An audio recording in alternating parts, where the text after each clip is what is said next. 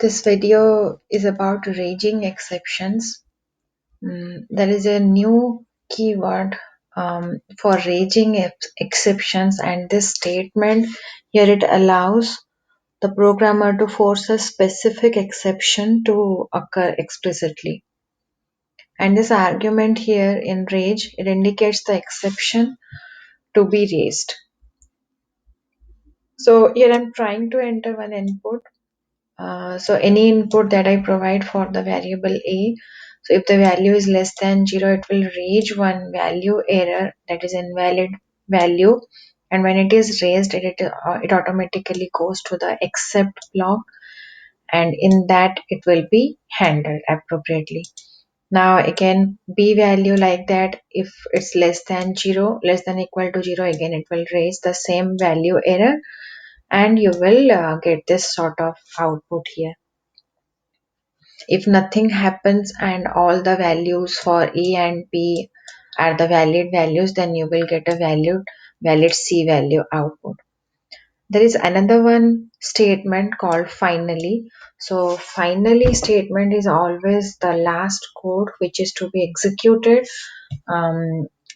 before the try block finishes, try except block, and if no exception occurs, then the execution continues in this finally clause and then proceeds with the rest of the program.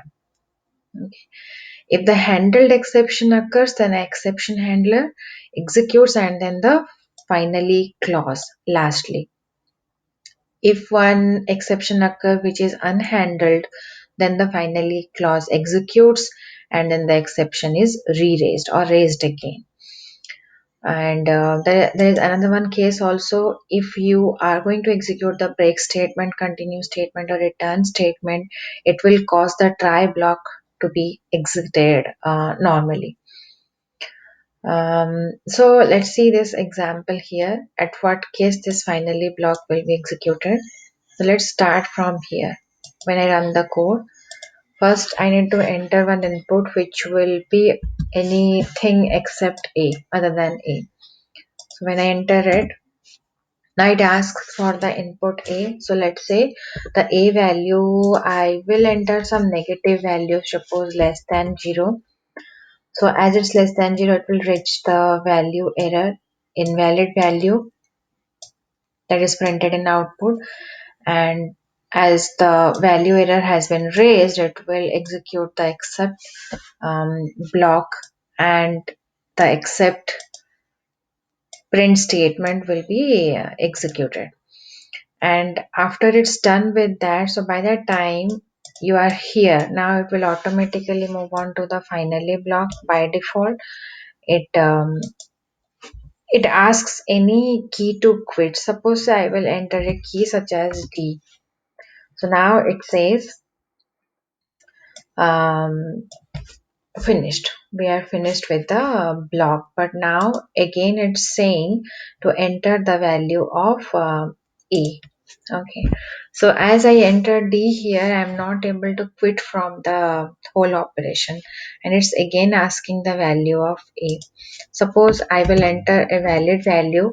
Now again here it will ask me one valid value for B. Suppose I entered 4, then you are getting the C value.